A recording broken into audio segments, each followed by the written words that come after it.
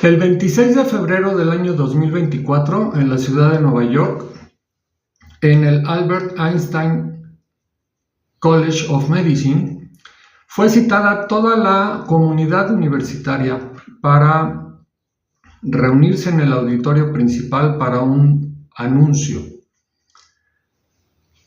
Este anuncio fue dado por la doctora Ruth Gottesman y comentaba en ese anuncio que a partir del mes de agosto del año 2024, todas las colegiaturas de este instituto serían gratuitas a nivel licenciatura, maestría y doctorado. Todas las colegiaturas gratuitas a perpetuidad. Hola, ¿qué tal? Yo soy Sergio Quintana y esto es Y con toda tu mente 7. En este canal te presento evidencias y reflexiones acerca de la vida y muerte y resurrección de Jesús y también evidencias y reflexiones acerca de la importancia de la Biblia. Te invito a que te suscribas al canal, que me dejes comentarios, que me dejes un me gusta y te dejo en la descripción de este canal la liga al video donde se hace esta presentación de la doctora Gottesman. También hay una liga en esa descripción que te lleva a una nota periodística de AP sobre este tema. Pero, ¿qué significa ser alumno de este instituto en cuanto a el costo de la educación? La colegiatura anual hasta el mes de agosto del 2024 representaba que cada estudiante tenía que pagar $63,000. Esto es en pesos mexicanos, alrededor de 1,100,000 pesos anuales. Si dividimos esta cifra en 12, sería que cada mes se tendría que pagar 95,000 pesos. Y cada uno de los egresados en promedio sale o salía con una deuda promedio de $220,000. En pesos mexicanos es alrededor de 3,600,000 pesos. Seguro te podrás imaginar el júbilo que causó esta gran noticia. Lo verás en el video. Todo el auditorio gritó de júbilo. Hubo gente que lloró. Hubo gente que alzó los brazos, había gente que se quedó incrédula ante este tipo de noticia.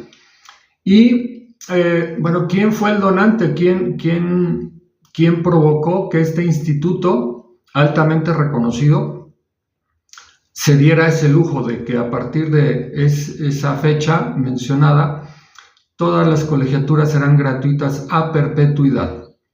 Resulta que esta doctora, la doctora Gottesman, que lo verás en el video, es una viejita de 93 años y es viuda. Su esposo era un inversionista en Wall Street y al morir su esposo en el año 2022 dejó una fortuna y le dejó a su esposa toda la libertad para designar el destino de esa gran fortuna. Entonces la doctora Gottesman, que trabajó 55 años en ese instituto como catedrática y que a la fecha del anuncio era la presidenta del consejo de administración de ese instituto, ella donó la cantidad de $1,000 millones. $1,000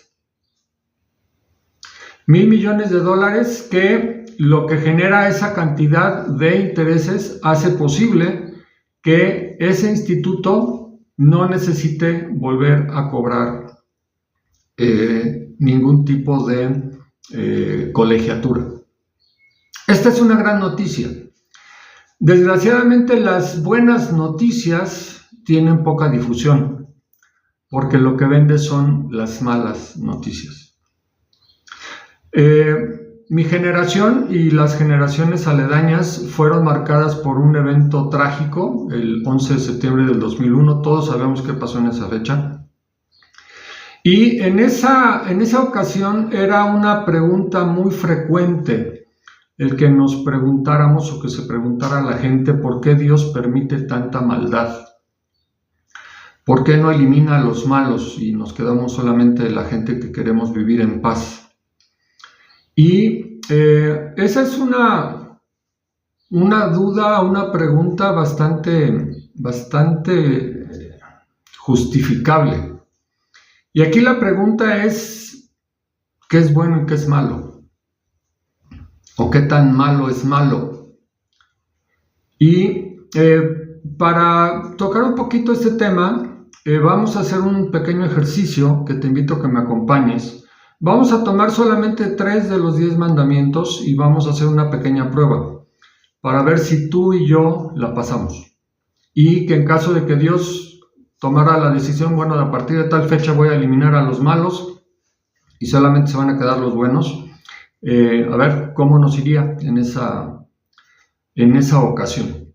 Entonces vamos a tomar solamente 3 de los 10 mandamientos, como te digo, y vamos a empezar con no matarás. Tú dirás, está fácil porque yo no he matado a nadie y pues no tengo problema, tengo palomita. Pero veamos lo que nos dice Jesús, que está referenciado en el Evangelio de San Mateo, capítulo 5 y los versículos 21 y 22. Menciona Jesús: oíste que fue dicho a los antiguos, no matarás, y cualquiera que matare será culpable de juicio. Pero yo les digo que cualquiera que se enoje contra su hermano será culpable de juicio, y cualquiera que diga necio a su hermano será culpable ante el concilio, y cualquiera que le diga fatuo en la Biblia significa, otras connotaciones significa presumido. Y cualquiera que le diga fatuo quedará expuesto al infierno de fuego. Aquí Jesús nos está hablando del infierno y nos está diciendo que no necesitamos matar físicamente a nuestros semejantes, sino que prácticamente con el solo hecho de enojarnos con ellos o de insultarlos, ya nos ganamos el infierno. En la Biblia se habla del infierno en el Antiguo Testamento, que normalmente tenemos considerado el Antiguo Testamento como más rudo, como más fuerte. Y en el Nuevo Testamento quien más habla del infierno es Jesús. Y Jesús en este caso nos está poniendo la vara un poco más alta.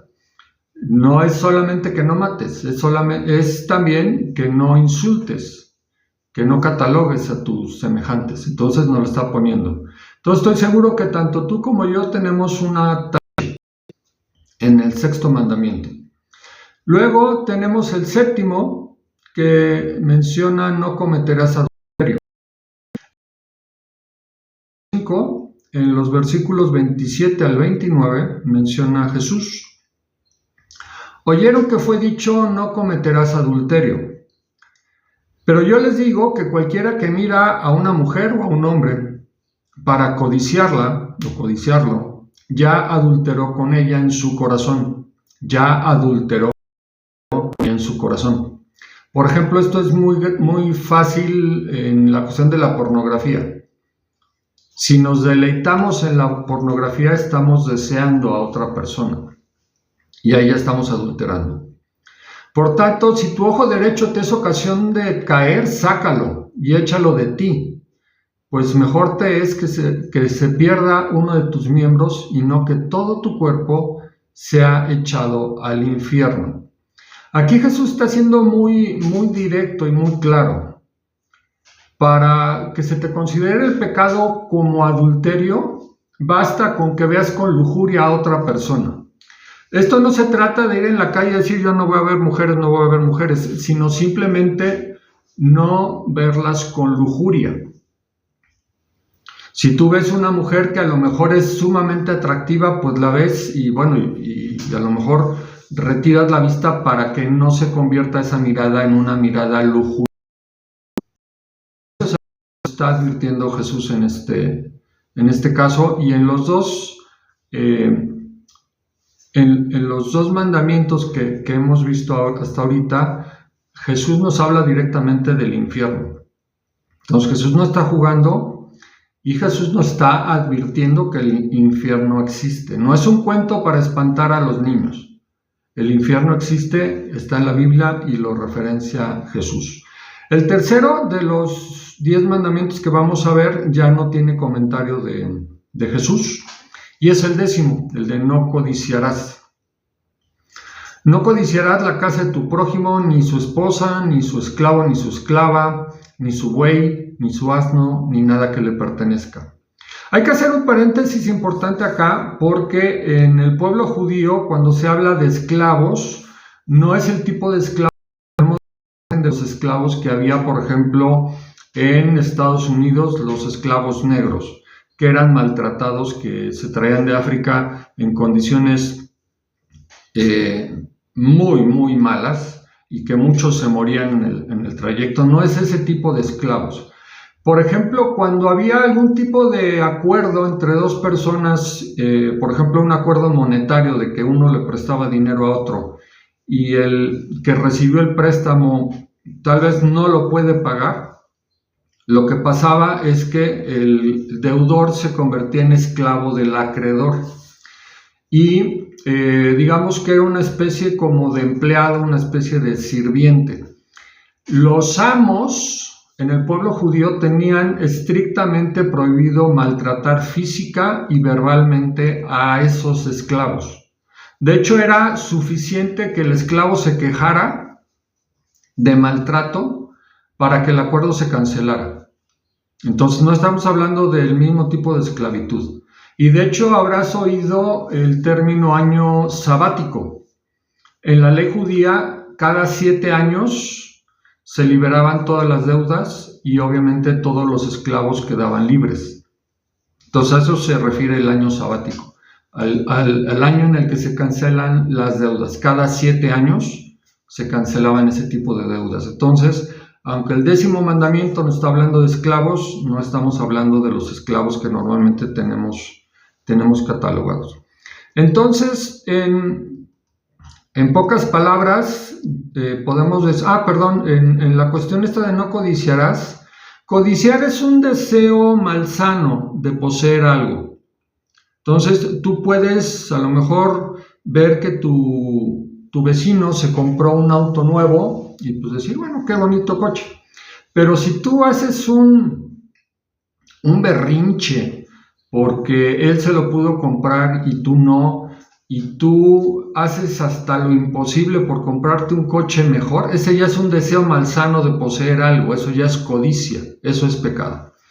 ¿Sí? Entonces, por ejemplo, es común, y de hecho es uno de los peligros de las redes sociales, que veamos en alguna red social que algún conocido está de viaje, por ejemplo, por Europa o por Asia.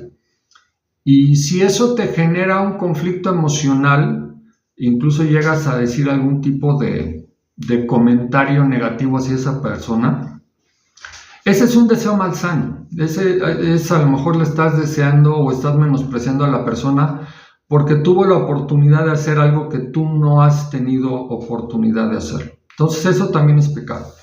Y pues creo que a todos nos ha pasado, ¿no? Entonces, en lo personal de 3, yo tengo 3 taches.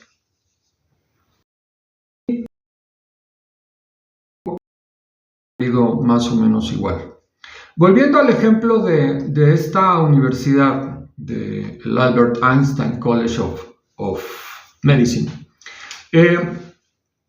Seguramente, al ser un instituto muy reconocido a nivel médico, tiene criterios de selección de los nuevos estudiantes para mantener un cierto nivel de excelencia. Entonces, no cualquiera puede entrar a ese instituto a estudiar. Independientemente de que sea un instituto ahora gratuito, no cualquiera puede entrar, porque hay ciertas reglas, hay cupo limitado.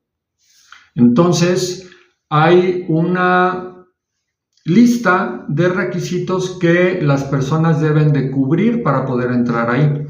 Imagínate que tú eres un alumno de preparatoria y que dentro de un año vas a terminar tus estudios de preparatoria y quieres estudiar medicina. y te enteras que en Nueva York hay una escuela gratuita de medicina. Tú a lo mejor dominas el inglés, tienes muy buenas calificaciones y quieres hacer tu solicitud para competir por una de esas plazas. Entonces tú buscas en el sitio oficial de la universidad cuáles son esos requisitos. Y a lo mejor si te piden cierto nivel de inglés como estudiante extranjero, pues a lo mejor te vas a meter a clases específicas de inglés, de a lo mejor inglés enfocado a medicina, para que en el examen de admisión ese punto no trabaje en contra de ti y puedas llevar las certificaciones de dominio del idioma. Y así con otras diferentes situaciones. Yo te aseguro que si tuvieras, por ejemplo, algún amigo que te platicó y a través de ese amigo tú te enteraste, tú no te vas a fiar de que tu amigo te diga, ¿sabes qué? Estos son los requisitos, y tú no verifiques en la fuente oficial si realmente son todos los requisitos, si te falta algo. Iríamos a la fuente original, ¿sí? Para tener la certeza de que estamos cubriendo todos los requisitos de forma adecuada. ¿De acuerdo? Entonces, volviendo a lo que te comentaba de los 10 mandamientos, hay una noticia mucho mejor que la que te comenté al principio de este video sobre las colegiaturas gratuitas a perpetuidad para los estudiantes de ese instituto. Y es que a través de la muerte de Jesús en la cruz, todos los pecadores podemos ser salvos si reconocemos a Jesús como nuestro Salvador, si nacemos de nuevo, si estamos dispuestos a cambiar nuestra actitud hacia el pecado, arrepentirnos de nuestros pecados y hacer todo lo posible por no cometerlos nuevamente. En el Evangelio de San Juan, en el capítulo 3, ahí nos habla del nacer de nuevo. Si quieres más detalles sobre este punto, te invito a que veas el episodio 1, te lo dejo acá arriba, el episodio 1 de este canal, donde hablo muy a profundidad del nacer de nuevo. Pero en resumen, nacer de nuevo significa tener la disposición de ser una persona diferente y que todos nuestros pecados los reconozcamos y que nos arrepintamos de ellos y estemos dispuestos a hacer todo lo posible por no volverlos a cometer.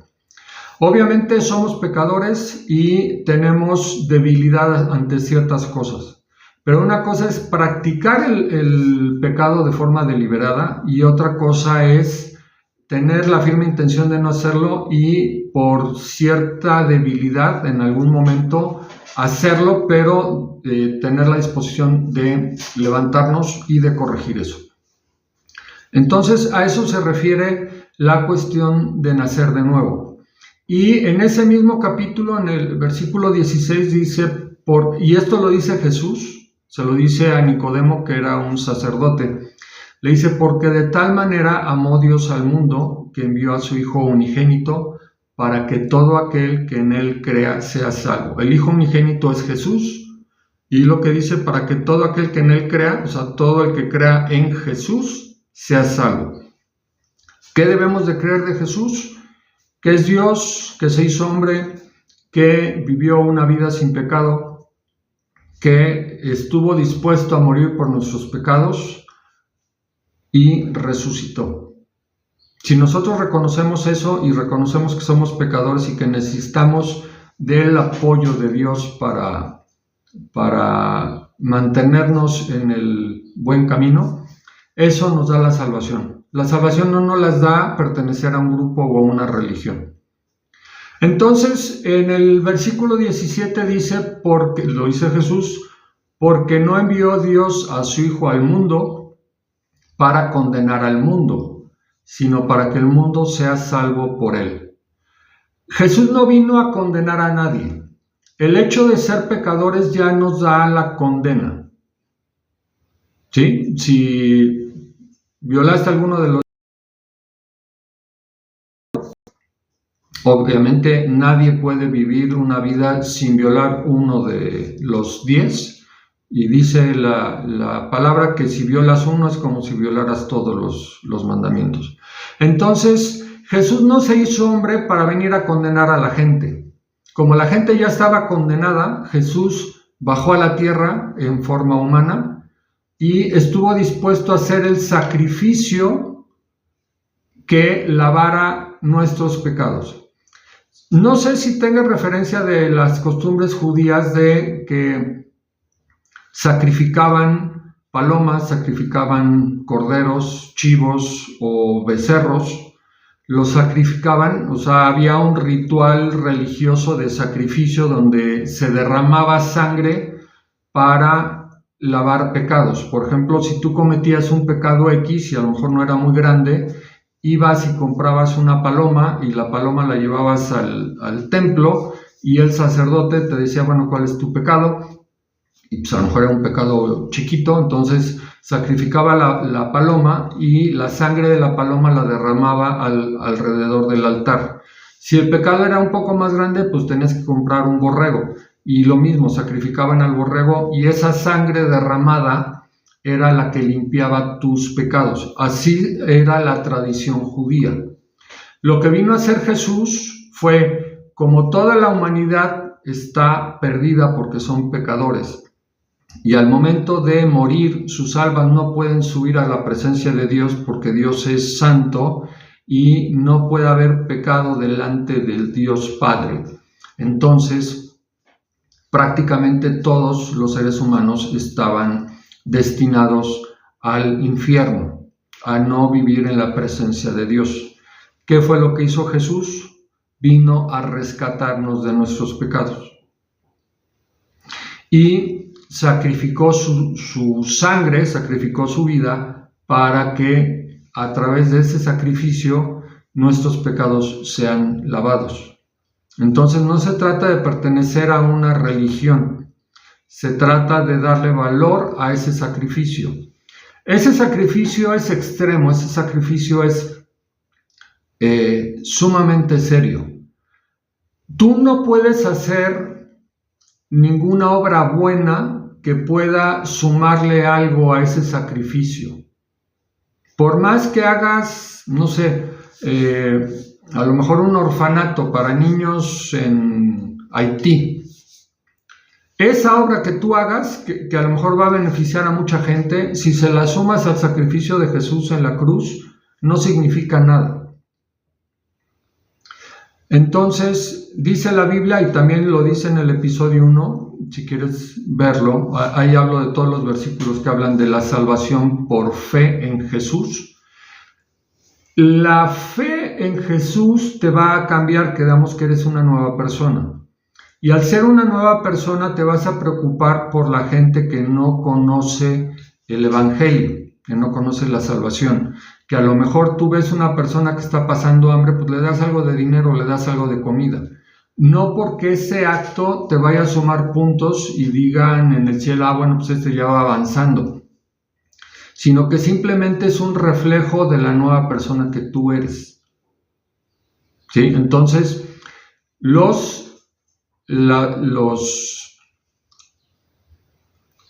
las cosas que tú hagas es un reflejo, mas no es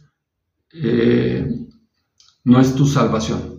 La salvación la obtienes al reconocer que a través del sacrificio de Jesús en la cruz, tú eres salvo o salva. Entonces, haciendo el símil con lo que te comentaba de si tú quieres entrar a esa universidad a estudiar medicina y quieres cumplir todos los requisitos y que cuando tengas que ir a la entrevista te digan está bien, saliste bien en el examen, estás aprobada o aprobado, lo mismo pasa con la vida eterna.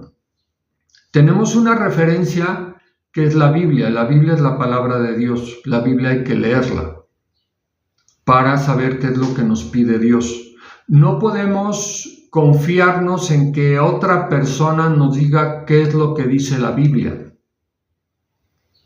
Debemos de leerla y debemos de aprender a entenderla, Toma en cuenta que la Biblia fue escrita, lo más reciente fue hace 2000 años.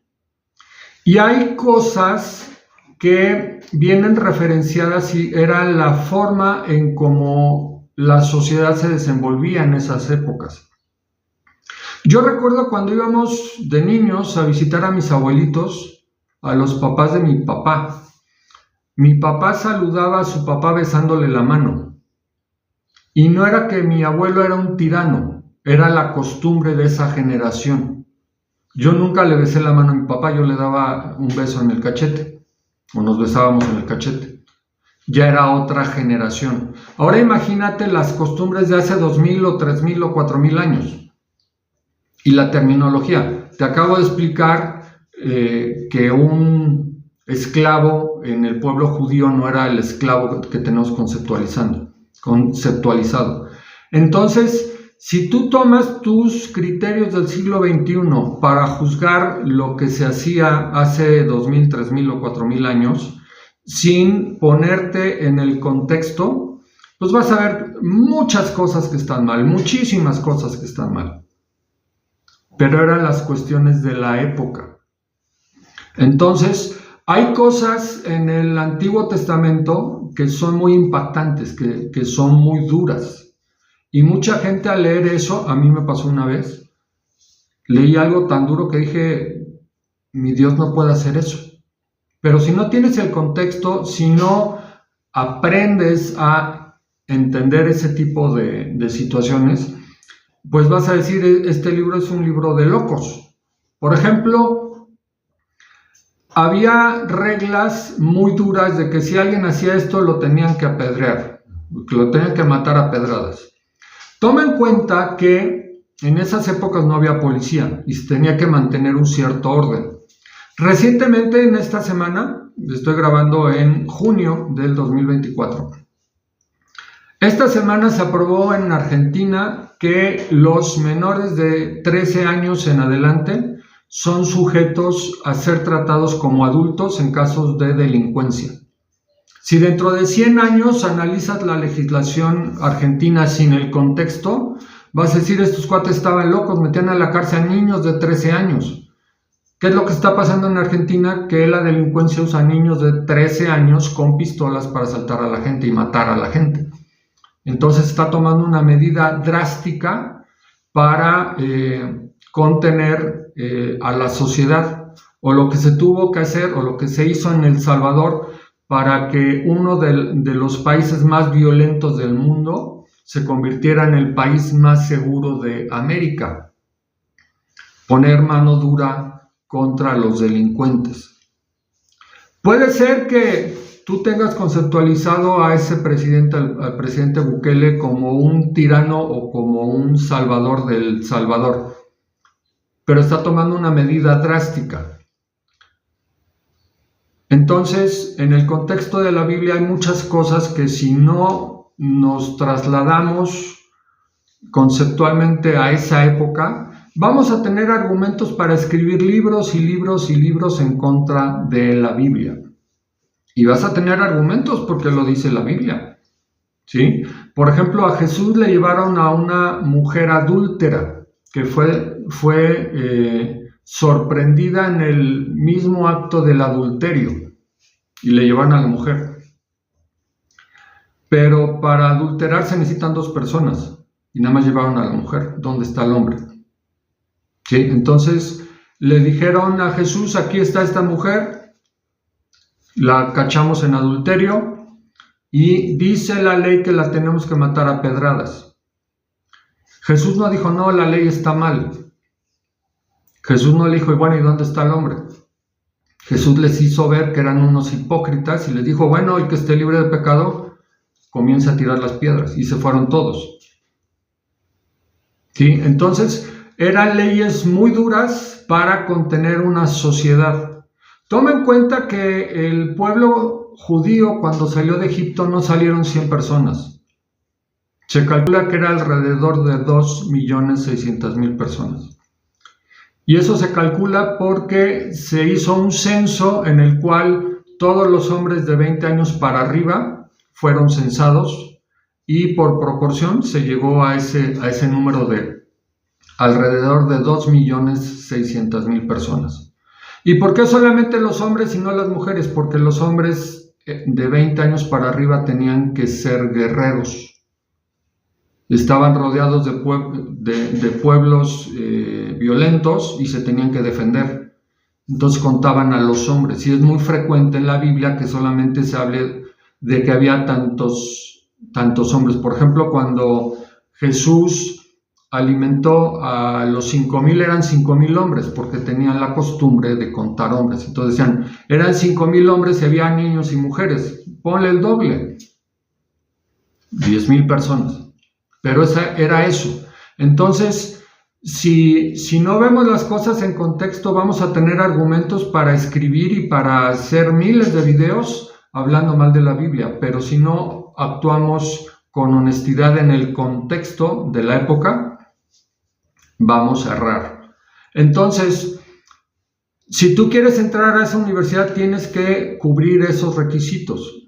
Si tú quieres que en el momento que Dios te llame a cuentas, en el momento que mueras, que puede ser hoy, que puede ser mañana, que puede ser dentro de 30 años, y que tú cubras todos los requisitos, bien valdría la pena que hicieras un esfuerzo mucho mayor de lo que haría una persona que quiera entrar a esa universidad, y que averigües no solamente de fe, también a nivel intelectual, y por eso este canal se llama Y con toda tu mente.